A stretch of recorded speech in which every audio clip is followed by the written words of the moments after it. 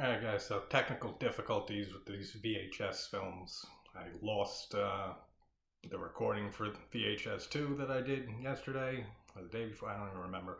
And saved like 80% of the first VHS, so I uploaded that.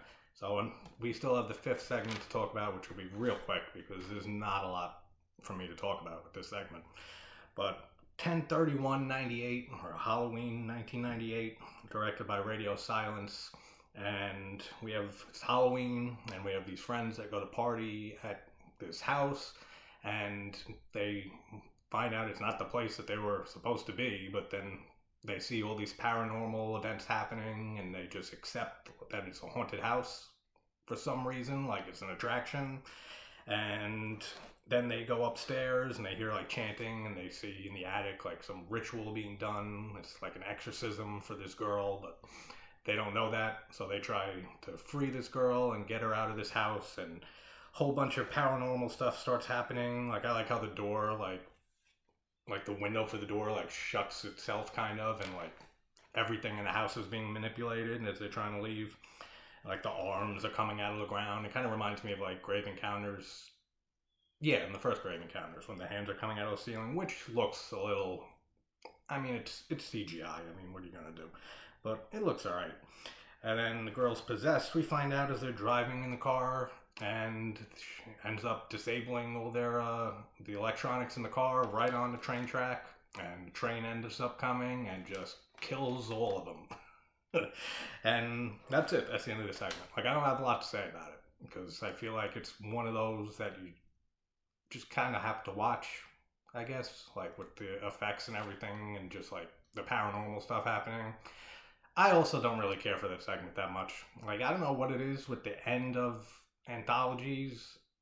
A lot of anthology films, the last story or segment in it is my least favorite. Not for all of them, but for a decent amount. Like for Creepshow, The Creeping Up on You is my least favorite.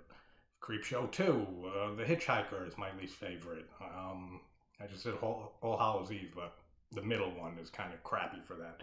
But it's not bad, the last segment. It's just nowhere interesting enough for me to care as I do for the other ones.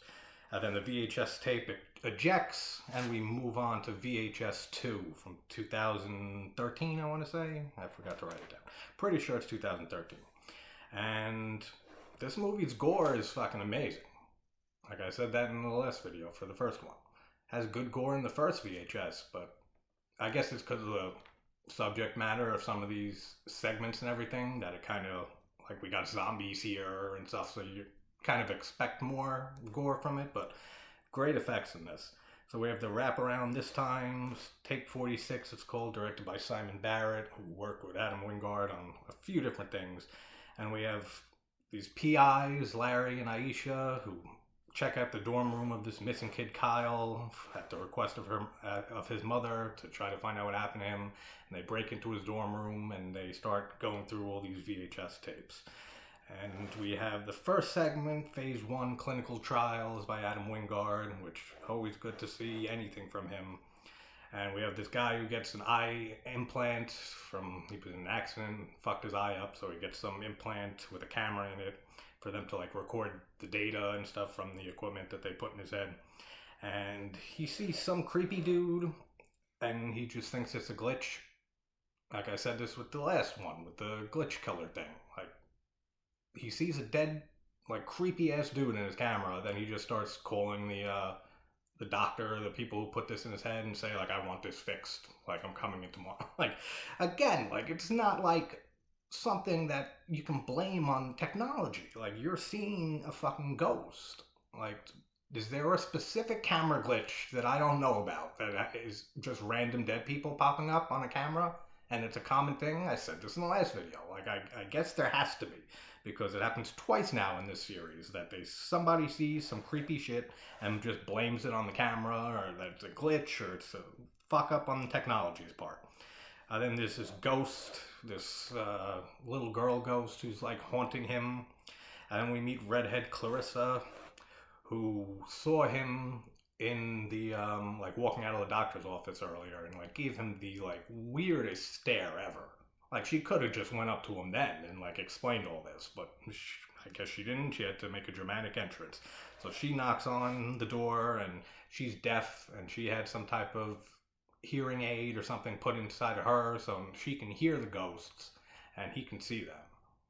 You'd think they'd, like, combine their powers and try to work together and try to solve this whole ghost mystery. One can hear, one can see. Put them together, you have two good senses.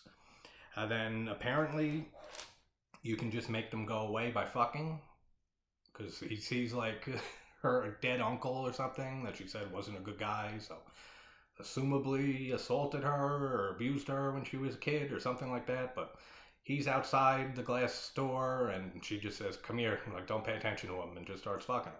So I guess as long as you have someone to fuck around, then the ghost can't get you. I guess that's what happens here. Then he goes into the room and sees the girl under the covers. He lifts the covers off, and it's the creepy ghost girl too. And then Clarissa gets attacked and dragged into the pool. Some cool underwater shots and stuff in that. Then he tries saving her, but she ends up dying by whatever dragged her into the pool. Some entity that we don't see. Then she says to him that, like, if you take the implant out, you won't be able to see them, but they'll still be there. So taking the implant out is not going to help you in any way, shape, or form, from what she says. But for some reason, he goes into the bathroom and takes like a fucking razor blade and slits his eye open and tries getting the implant out of his eye. Don't know how that helps, again, since she said that they're still there, so you're not really doing anything. Then he just sees the ghost of Clarissa and her uncle, and then he gets attacked by the child ghost and some other ghost that's there that's, I guess, related to the child, and strangles him, and he's dead. Cool segment.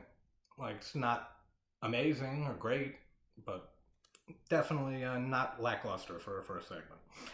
Then we go back to the wraparound, which I said with the last movie. I feel like it would have been better if we didn't jump back into that wraparound segment every single time. Like, if it was just at the beginning and the end, I feel like it would have been a lot better for the first movie. I actually enjoy the wraparound story for this one a little bit more than the first movie, so I don't mind it being, like, interlaced through all the segments, but still could have trimmed a little off a little bit. These movies are a little too long for what they are, but it works. Then we find out that there's a correct sequence, apparently, to watch these tapes in and the videos on them. And then we just jump right back into the next segment, which is directed by Eduardo Sanchez, who obviously did Blair Witch Project, Exists. If anyone hasn't seen Exists, that's a great Bigfoot found footage movie. Definitely check that out. Directed by him and Greg Hale. And it's called A Ride in the Park, which I think is a perfect title for this. Like, just like a fun, all-out zombie experience from the point of view of the zombie, with a guy turning into a zombie, which is pretty cool. We have Mike taking his bike out for a spin. He's talking to his girlfriend on the phone and tells him to be careful. Then he just ends up running into these zombies in the middle of a park, and he gets bit and attacked by one of the zombies. And he turns into a zombie, and it's being filmed on the little GoPro on his head, so we get to see from the zombie's point of view how he takes his walk through the park, I guess, because he can't ride a bike anymore. So he takes his little zombie walk through the park, and there's some cool shots of the other zombies walking around, and just, like, the effects on them and stuff is really good. And then the effects when anyone's being eaten in this segment by the zombies and stuff look great. Like, really, really good effects.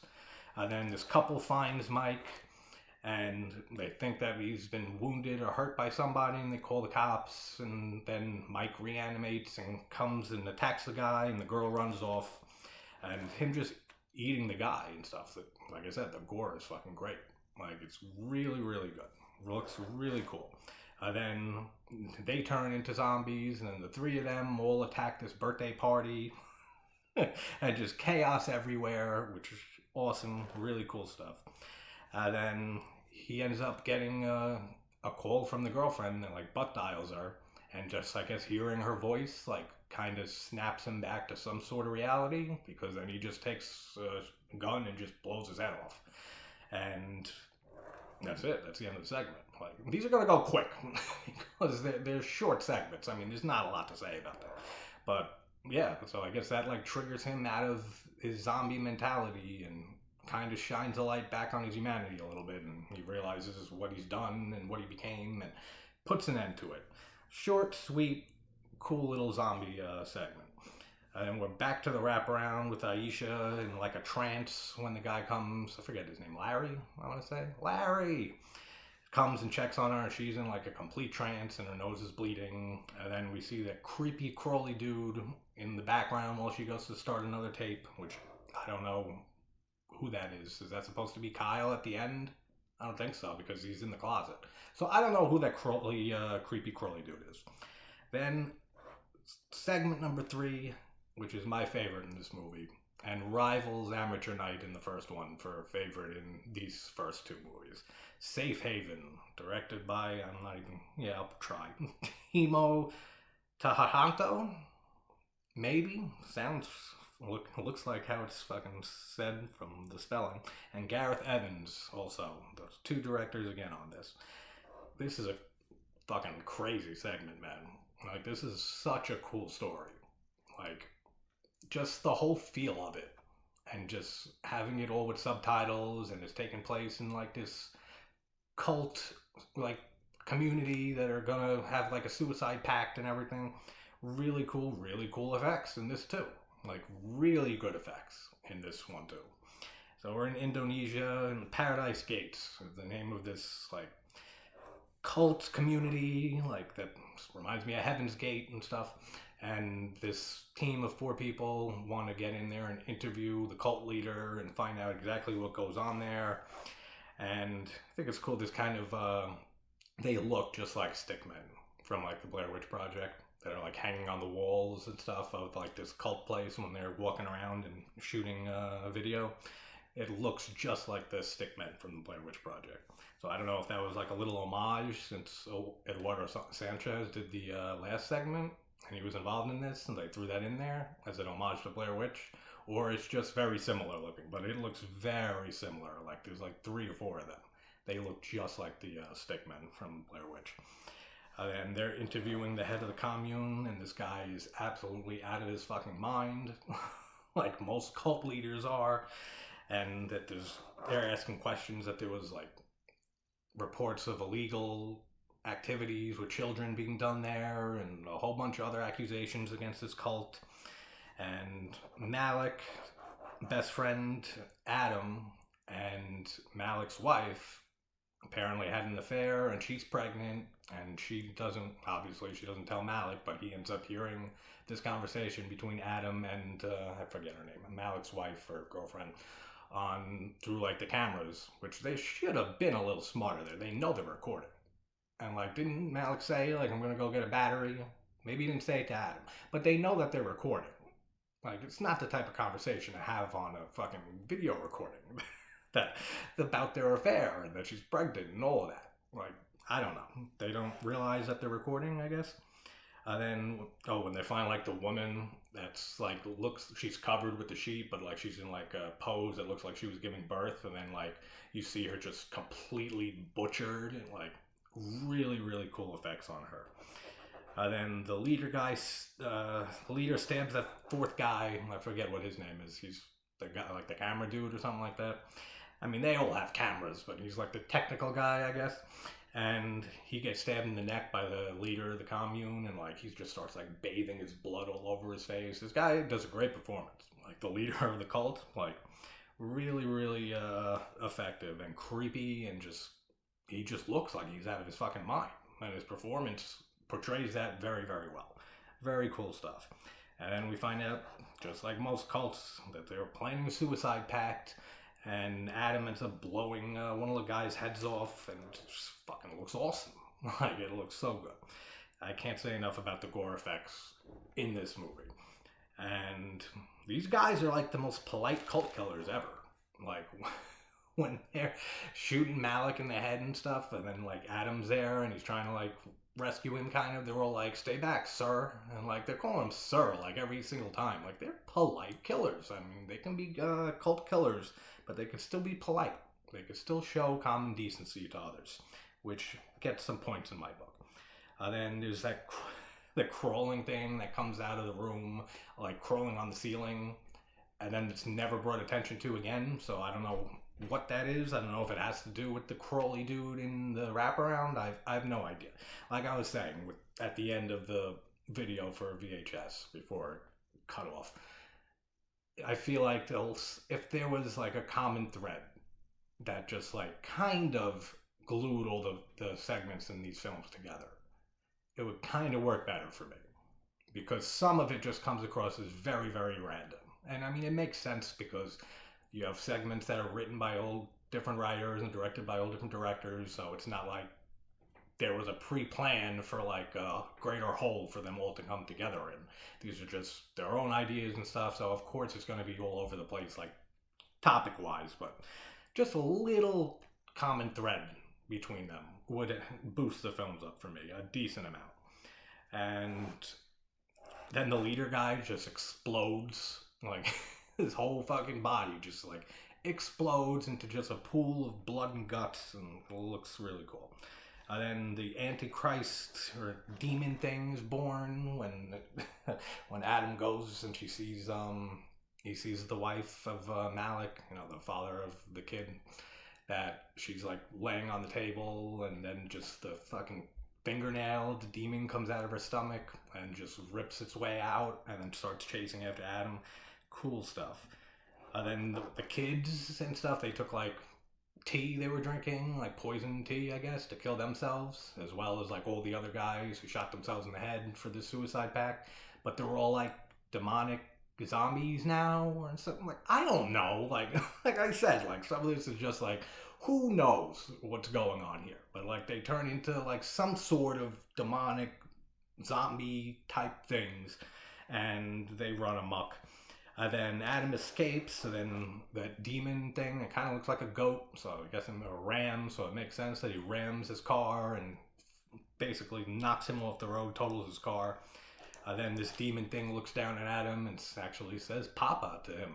So we know that Adam is the father and that he gave birth to this fucking demon thing, and that's how it ends. So again, I don't know. He gave birth to a demon in this cult commune. Was the wife involved, Malik's wife, that Adam had the affair with and had this kid with? I don't know. You guys give me the answers. Then we have this last one, which will go real fast because I really don't care for this one at all. The Slumber Party Alien Abduction, segment number 4. Who directed this? Jason Eisner. There's really not a lot to say about this. I don't care for it really, and it's weird, like I said in All Hallows Eve, with this second segment from that being my least favorite out of that, yet I love aliens and all that whole topic of conversation. But yet that doesn't work for me. This one, same thing. Aliens running amok everywhere just doesn't really work for me, like at all. And who knows, let's just breeze through this quick. And then you have these kids that are having a sleepover, obviously, from the first half of the title of this segment. Slumber Party, Alien Abduction. And they're spraying this kid with silly string while he's locked in a fucking, like, dog cage or animal cage. That's fucked up, man. Like, this kid is so young, and he's just locked in this cage, and they're just spraying shit at him, silly string, and just throwing shit at him. Fucking cruel, man. That's not something you want to do. Then we see the UFO, and there's aliens running amok all over the place. It was a cool idea, actually, to put the camera on the dog and make it like a dog cam. It's like this little tiny, like, terrier dog. And they put the camera on him and just let him go around shooting the rest of the segment, which it's kind of a cute little idea. And then people get sucked away into the sky or something by the aliens, and then the dog gets sucked away and he falls down, and then we see dog death cam and seeing the dog dying on camera. That's it. Like, there's not much else that happens in this for me. Like, there's some cool shots, it looks cool. That's it. Like, by the end of this, after Safe Haven, you can't really follow it up. Like, and the one before that with the zombie in the park. Like, those are the two strongest out of the 4 here, by far. And like I said, Safe Haven is my favorite in this movie. And close to Amateur Night, if not tied right with that from the first one. So to follow that up with anything is going to be hard. If following it up with just some decent, okay segment like this one is, makes it a little bit worse. Just for following up such a great one. But dog is dead. They're all taken by aliens. The end. Then back to the wraparound, we find out that Kyle and his mom wanted to make their own tape, and moments before Aisha and her boyfriend, whoever, come into the house at the beginning of the movie, he ends up shooting himself in the head, or like in the jaw or something, and just fucks that up, just blows his jaw off the bottom part of his jaw, and he's still alive. So he fucked up his whole suicide there, if that was even his goal, because it seems like it wasn't. And then Aisha was dead, right? And then she comes up and she attacks Larry, and he has to like break her neck and stuff to get away, but then she's still alive, and then he gets into the closet that we saw Kyle get into just a few minutes before they got there, and he ends up getting killed by Kyle, and cool effects with like his face missing, his lower half of his face. And that's VHS 2. It's alright, like I said, like, it's like found footage is always very hit or miss for me. I still love a lot of movies in that subgenre, but it is very hit or miss. And anthologies are hit or miss for me. So when you put the two together, it's a great idea, and a lot of times it does work for me.